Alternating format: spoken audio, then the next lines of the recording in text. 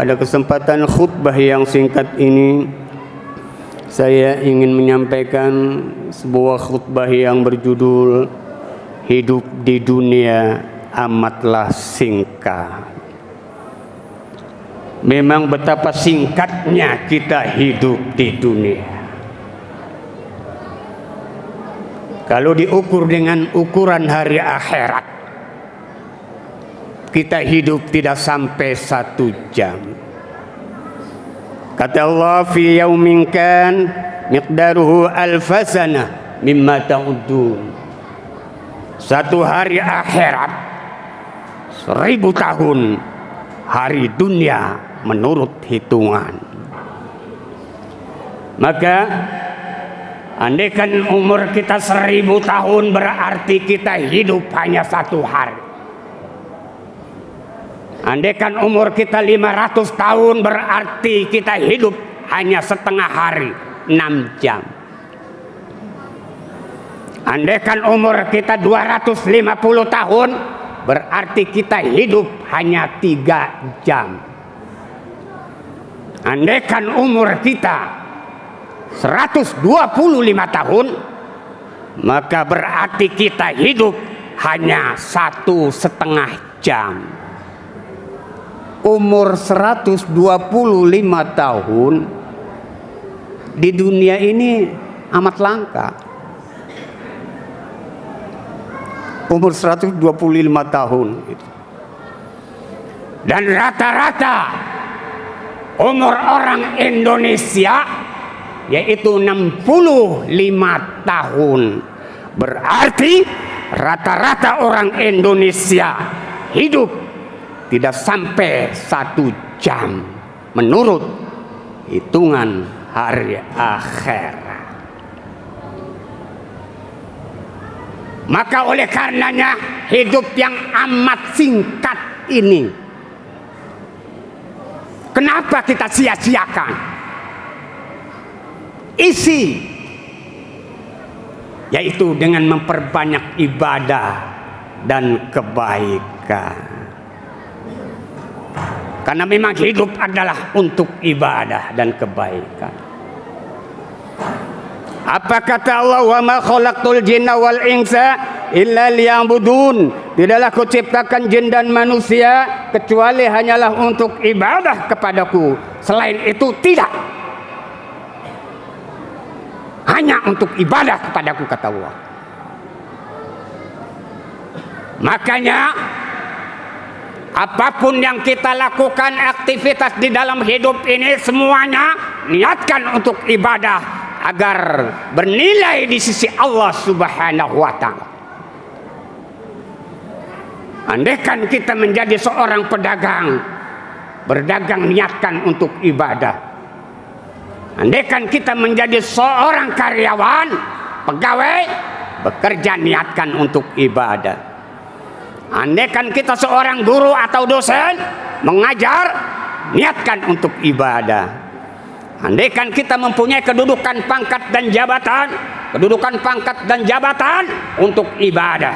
Andaikan kita mempunyai kekuasaan untuk ibadah. Andaikan kita mempunyai apa saja di dalam hidup ini, hendaknya semuanya niatkan untuk ibadah agar hidup tidak percuma dan sia-sia di sisi Allah. Makanya hidup yang singkat, yang tidak sampai 1 jam, kalau diukur dengan ukuran hari akhirat, perbanyak ibadah kepada Allah. Isi dengan perbanyak ibadah kepada Allah. Dan kita jangan bangga dengan banyaknya ibadah kepada Allah, karena masuk surga bukan karena banyaknya ibadah. Dikisahkan di dalam hadis sahih, ada seorang hamba beribadah selama 500 tahun. Dia tinggal di sebuah bukit, di sebuah gunung yang berada di tengah-tengah lautan, jauh dari tepian. Dia hidup sendiri.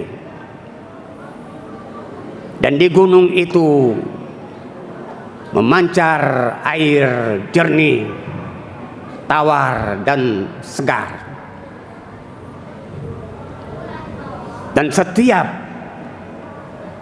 Dan ada sebuah pohon delima, dan setiap hari berbuah satu delima matang.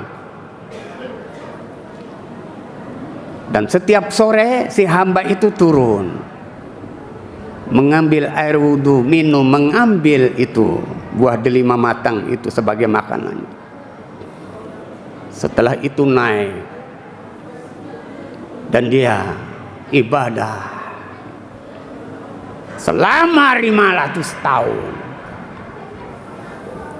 Lalu si hamba berdoa, ya Allah, aku mohon aku dimatikan dalam keadaan sujud kepadamu. Maka Allah kabulkan. Dia meninggal dalam keadaan sujud. Lalu Allah perintahkan kepada malaikat, wahai malaikat, hadapkanlah hambaku kepadaku. Setelah dihadapkan kepada Allah, Allah memerintahkan kepada malaikat, wahai malaikat, masukkanlah hambaku ini ke dalam sorgaku karena rahmatku.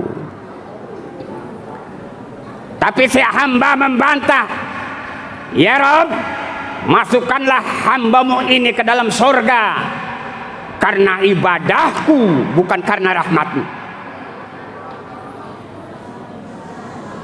Wahai malaikat, masukkanlah hambaku ini ke dalam sorga karena rahmatku. Lagi-lagi si hamba membantah sampai 3 kali. Lalu Allah memerintahkan kepada malaikat, wahai malaikat, timbanglah amal dia dengan nikmat yang aku berikan kepadanya. Lalu ditimbangnya itu amal ibadah selama 500 tahun dengan nikmat yang Allah berikan kepadanya. Ternyata baru nikmat penglihatan aja, nikmat mata. Ternyata lebih berat nikmat mata ketimbang ibadah selama 500 tahun. Belum nikmat yang lain-lain, nikmat telinga, nikmat mulut, nikmat hidung, nikmat tangan, nikmat kaki dan lain sebagainya. Belum, baru nikmat mata. Lebih besar nikmat mata ketimbang ibadah selama 500 tahun. Lalu Allah memerintahkan kepada malaikat, wahai malaikat, seret dia, lemparkan ke dalam neraka. Lalu diseret si hamba itu. Setelah sesampai jurang di neraka, ketika mau dilemparkan, dia mengakui, ya Rabb, betul bahwa hamba masuk surga bukan karena ibadahku, karena rahmatmu. Lalu apa kata Allah? Wahai hambaku, siapakah yang memberikan kekuatan kepadamu beribadah selama 500 tahun?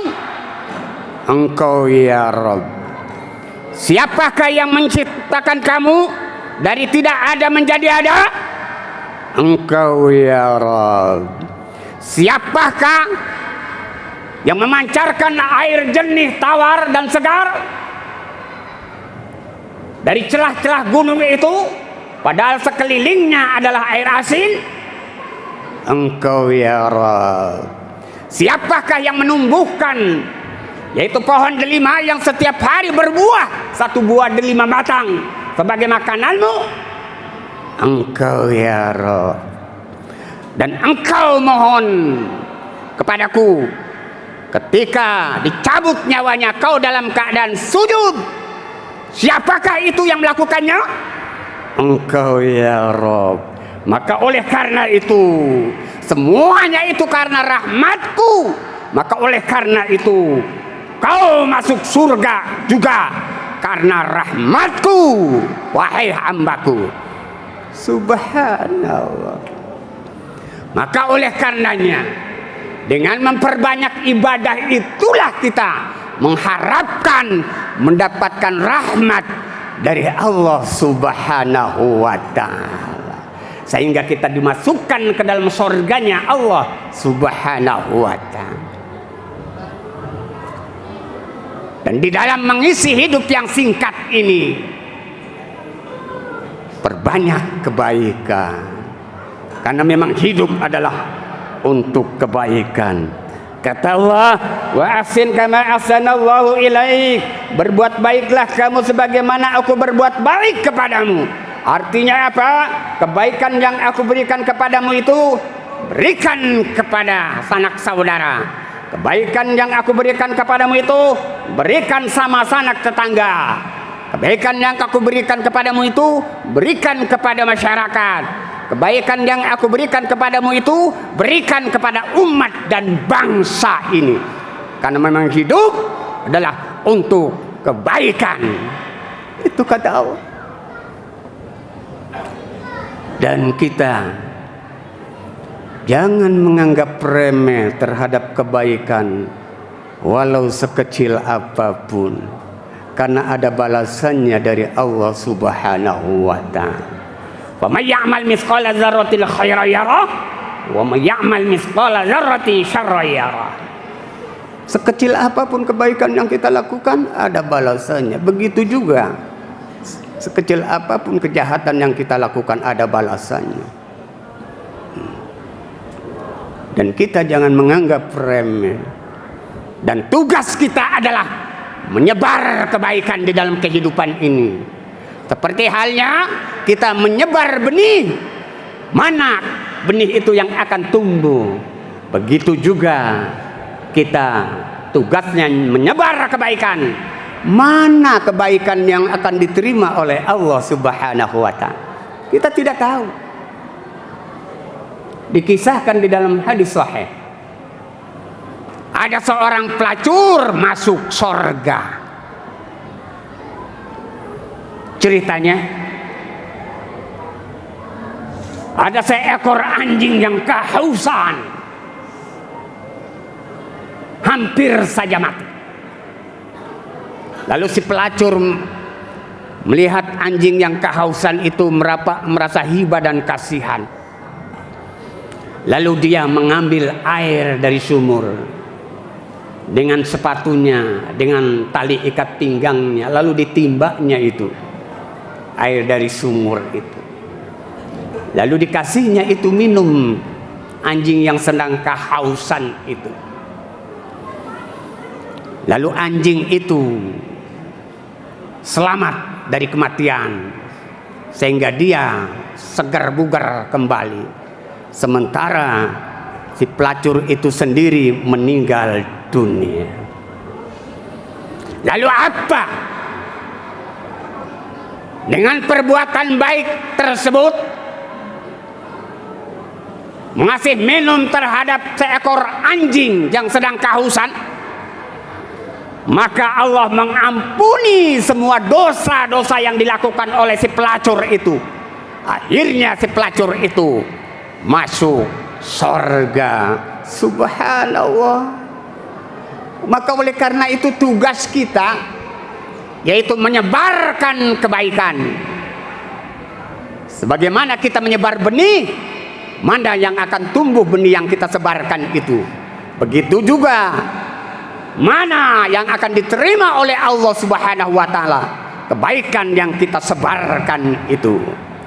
Yang jelas hidup adalah untuk kebaikan. Tugas kita dari Allah untuk menyebarkan kebaikan. Di dalam hidup yang singkat ini, jangan kita sia-siakan.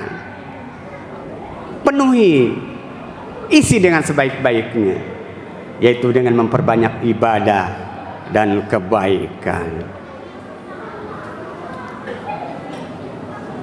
Dan Rasul mencontohkan bahwa hidup kita di dunia bagaikan orang yang sedang musafir, lalu singgah di bawah pohon, setelah itu istirahat, setelah itu melanjutkan perjalanannya menuju tujuan. Kata Nabi, singgah di bawah pohon itulah hidup kita di dunia. Itulah makanya hidup amatlah singkat. Dan di dalam pandemi COVID-19 ini kita tetap, yaitu disiplin menjaga protokol kesehatan, pakai masker, jaga jarak, cuci tangan dengan sabun, hindari kerumunan, agar kita yaitu tidak terjangkit oleh virus corona COVID-19. Semoga virus corona COVID-19 ini cepat lenyap dari muka bumi Indonesia ini. Itulah hadirin sekalian yang bisa saya sampaikan pada kesempatan khutbah yang singkat ini. Semoga apa yang telah saya sampaikan itu manfaat, khususnya kepada diri saya, umumnya kepada hadirin sekalian. Barakallahu li wa lakum fil Qur'anil azim wa nafa'ani wa iyyakum bima fihi minal ayati wa dzikril hakim wa taqabbala minni wa minkum tilawatahu innahu huwas samiul alim. Qul qali hadza wastaghfirullahal azim li wa